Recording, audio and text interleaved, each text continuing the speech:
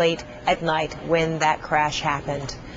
A video of Usama bin Laden surfacing today. He appears for 50 seconds on the 40-minute videotape. The tape was time-stamped a few days ago, but a CNN analysis indicates the bin Laden segment of the tape may have a predate of 9/11. The tape was intercepted by a counterterrorism expert before it appeared on an Islamic website that carries al-Qaeda statements. Fresh anxiety this week over al-Qaeda. A senior government official tells CNN that a new report concludes the terrorist group is at its strongest since the aftermath of 9/11. But what does that mean exactly? CNN's Joshua Levs is joining us now with a reality check. Yeah, that's what we're trying to look into, because you hear a lot of these scary pronouncements a lot of the time, and you know that al-Qaeda has been reported to, in a lot of cases actually has carried out some attacks all over the world. And it can give you this sense that al-Qaeda is this giant international organization. It can leave that impression. Well, if you think al-Qaeda might have tens of thousands of members, then you'll find now that the reality is very different. There are nearly daily bombings in Iraq, many of them blamed on al-Qaeda. And there have been attacks in recent years in London, Morocco, Jordan, Kenya. So many bombings believed linked to al-Qaeda, it sometimes seems the group is a worldwide organization. How big is it really? There's no way to know for sure, because Osama bin Laden's terror network is decentralized.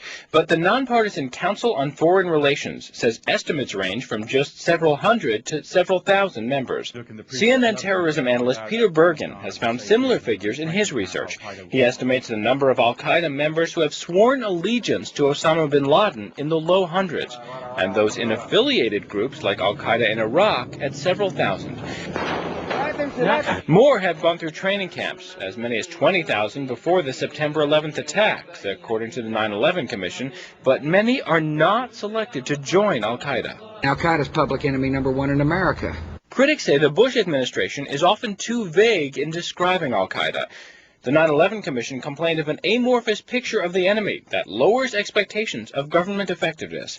The administration has used some figures to dramatic effect. For example, in 2004, CIA officials said that of about 24 at the top of al-Qaeda at the time of the 9/11 attacks, 3/4 had been captured or killed, an estimate the president expressed this way. Of course we're going to find Osama bin Laden. We've already got 75% of his people.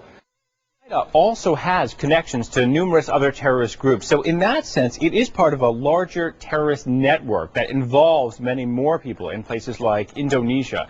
And for the number of al-Qaeda affiliated groups out there has almost certainly grown under the Iraq War. And so if you break it down to numbers, if al-Qaeda itself doesn't have a huge membership, right, I guess the fact that it has this brand name, if you will, there are other terrorist organizations who might want to be associated with, because it's a powerful take notice kind of label. Isn't that such a sad statement of our time? And it's so true that al-Qaeda is a brand among terrorists in the world. Al-Qaeda did not create the concept of Islamist fundamental terror, but al-Qaeda pulled off what a lot of authorities called spectacular attacks. And within that world, that community became a brand, absolutely. So what you do find is al-Qaeda inspiring a lot of groups out there. Let me give you a huge example. Madrid, remember the train bombings? A lot of people think that was al-Qaeda. Well, authorities there have looked into it, and there have been major trials, and you know what? They have not said al-Qaeda did this. What they said was Islamic militants inspired by al-Qaeda did this, and you're seeing more of that throughout the world. So in a way, while the numbers for al-Qaeda, you're right, may be surprisingly small compared to expectations, the number of copycatters out there seems to be growing. So that makes al-Qaeda more of a phenomenon. Interesting point. So inspired by doesn't necessarily mean instructed right, by. There might be no links at all, but they're inspired by what al-Qaeda did. Right. Yeah. All right. Joshua Levs, thanks so much for looking into it. Yeah. Well, it has happened in Mexico.